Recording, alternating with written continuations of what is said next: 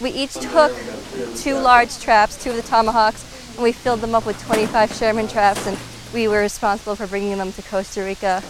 The first thing we did when we got to Costa Rica was sort the traps by size, and we had an assembly line that everyone participated in that involved gathering traps from the house next door and sorting them and fixing them and taking out any of the damaged traps, and then we lined them all up on our patio so we could get the ultimate tally of how many traps we had and how many of them functioned.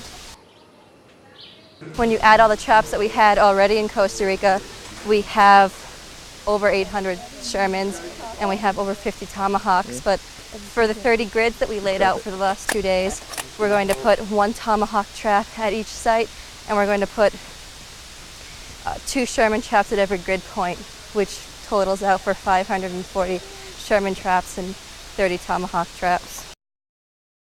What we have to do is very, very gently reach in and push that back ever so slightly. If you push that back hard, it fatigues the metal and this breaks off right here, and then the trap's worthless. So be very careful when you do that. But if you push it back a little bit, see, then you've got your setting set properly.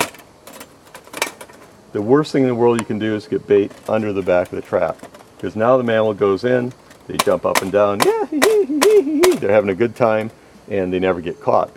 As soon as you turn the trap like this, you're screwed. It's no good, because the bait will go under the treadle and then the trap is ineffectual. So make sure that the bait stays in the back of the trap. Place the trap down, put it on a flat place. If you get a chance to, and if there is a corridor for movement, some sort of a log or a branch that's fallen on the floor of the forest, put it right next to that log like that for a couple of reasons. One is the logs are travel corridors for the rodents. And the second thing is that there'll be mesopredators out here, medium-sized predators, who will take these traps and they'll roll them. And then they'll try to open the trap, and they'll actually, it's like a little hot lunch, they'll find the small mammal in there and they'll eat the small mammal. Because a mesopredator, again, will take this trap without that brace, an animal will be in there and they'll push it right down. And they've got a little squeeze box, they can just kill the animal and eat it, just like that. So you always want that brace to be down. We just did our first 3 transects.